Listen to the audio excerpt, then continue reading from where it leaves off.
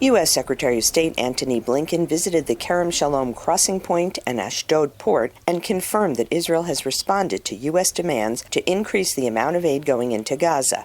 But he also voiced clear disagreements between the United States and Israel over Israeli Prime Minister Benjamin Netanyahu's repeated intention to invade the southern city of Rafah. We will not support a major military operation in Rafah absent an effective plan to make sure that civilians are not harmed. And no, we have not seen such a plan.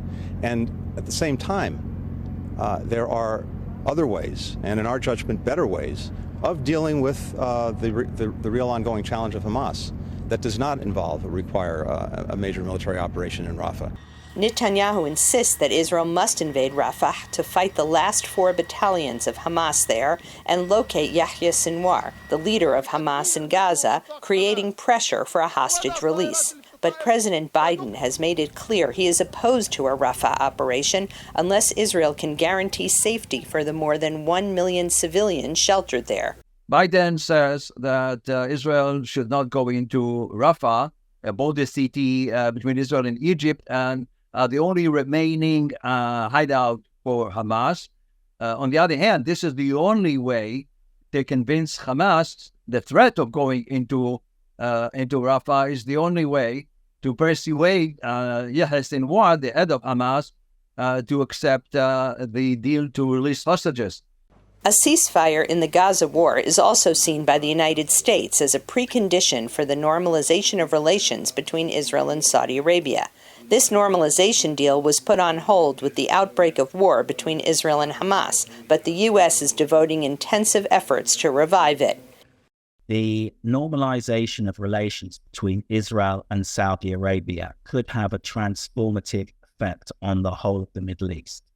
It would strengthen America's allies, all of whom are committed to maintaining stability in the region. And it would weaken the enemies of the United States and those countries, primarily Iran and its allies. Reinhold says Saudi recognition would greatly benefit Israel in its struggle against international condemnation. For Israel, it would greatly strengthen both its diplomatic and its military position, its strategic position. Diplomatically, it would make it much more difficult for those who seek to undermine Israel's legitimacy, who seek to undermine it diplomatically through boycott and divestment and sanctions, if indeed the largest, most prestigious Muslim state in the region and perhaps in the world normalizes its relations with Israel.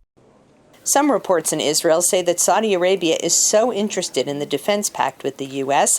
that it might normalize relations with Israel even without a ceasefire in Gaza. Linda Gradstein, VOA News, Jerusalem.